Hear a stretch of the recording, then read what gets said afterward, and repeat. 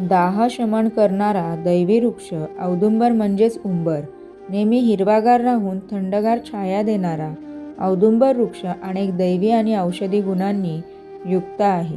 भारतात सर्वत्र हा महावृक्ष आढळतो. या झाडाच्या आसपास भूमीत पाणी आढळते. किंबहुना जिथे पाणी मुबलक असते अशा भूमीत हा वृक्ष वाढतो. या वृक्षाची काही वैशिष्ट्यपूर्ण माहिती मी या व्हिडिओमध्ये तुम्हाला देणार आहे. औदुंबर वृक्ष हा दैवी वृक्ष आहेच, त्याचबरोबर औदुंबर वृक्षाचे काही अद्भुत औषधी उपयोगी आहेत ते मी तुम्हाला सांगते. उंबराच्या सालीचा काढा करून तो थंड करावा. त्यात खडीसाखर, वेलची टाकून सरबत करावे. कर्करोग झाल्यावर जी केमोथेरपी म्हणजेच रसायनोपचार देतात त्यात शरीराचा भयानक दाह होतो. त्यात हे सरबत उत्तम आहे. दिवसातून 3दा घ्यावे. अतिसाराच्या वेळी रक्त पडत असेल तर सालीचा काढा द्यावा. जखम झाल्यावर ती धुण्यासाठी डेटॉल, सेव्हलॉन यांसारखे औषध लावण्याऐवजी ती सालीच्या काढ्याने धुतली तर जखम वेगाने भरून येते. तोंड आले असता सालीचा काढा थोडा घट्ट करून तो तोंडाला आतून लावा तर वेगाने त्रास न्यून होतो. गर्भाशयाची सूज न्यून करण्यासाठी रक्तपदर, श्वेतपदर, मासिक पाळीच्या काळात अतिप्रमाणात रक्तस्राव होत असेल तर सालीचा काढा देतात.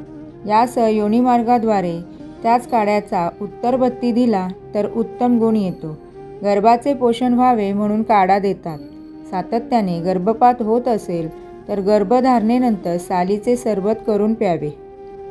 लहान मुलांना दात येताना जुलाब होतात त्यावेळी उंबराचा चीक म्हणजेच औदुंबराच्या झाडाचा चीक बताशा संवेद देतात. भस्मक नावाची एक व्याधी आहे ज्यात व्यक्ती सारखी काही ना काही खात असते पण त्या मुलाचे पोट भरत नाही. काही वेळाने परत भूक लागते. या आजारात उंबराची साल आईच्या दुधात वाटून दिली असता ही विचित्र लक्षणे न्यून होतात. उचकी थांबत नसेल तर उंबराच्या फळाचा रस प्यावा. कावीळ झाल्यास उंबराचे पिकलेले अर्धे पान विड्यातून देतात. तापात अंगाची आग होत असेल तर पिकलेले उंबराचे फळ खायला द्यावे. मी या व्हिडिओमध्ये सांगितलेले उपचार मनाने न करता वैद्यांच्या सल्ल्याने करणे श्रेयस्कर आहे. आता जाणून घेऊया औदुंबर वृक्षाला देव का म्हणतात.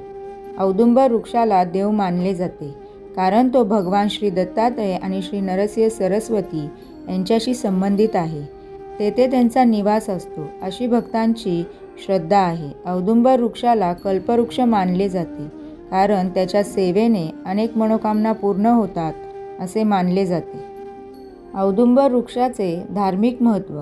या वृक्षाची प्रदक्षिणा केल्याने श्री दत्त महाराजांचा आशीर्वाद मिळतो असे मानले जाते. तसेच त्याच्या सुकलेल्या काड्यांचा वापर होम हवनात समिधा म्हणून केला जातो.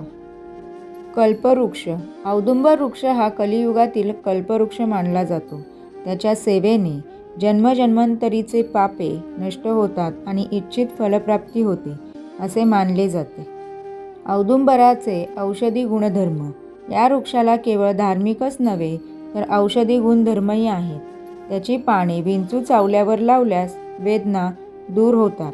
चीक लावल्यास गालकुंड न्यून होते आणि फळे तसेच सालीचा रस अंगाला चोळल्यास कुष्ठरोग बरा होऊ शकतो असे लाभ सांगितले आहे.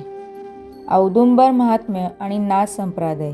नाथ पंथांच्या परंपरेतील थोर विभूतींनी चित्रकूट येथून पंथाचे कार्य केले होते. चित्रकूट येथे माधवनाथांनी कार्याला आरंभ केला आणि नंतर तेथील स्थान आणि पंथ महात्म्य हे देवगाव रंगारी जिल्हा छत्रपती संभाजीनगर येथे आणले. त्यानंतर चित्रकूटच्या स्थानाची परंपरा बंद झाली. ते सर्व कार्य आणि महात्म्य देवगाव रंगारी येथून चालू केले. माधवनाथांच्या नंतर व्यंकटनाथांनी कार्य केले. त्यांच्या समाधीनंतर पुढील कार्य त्यांच्याच कृपा आशीर्वादाने या नाथ शक्तिपीठातून होत आहे.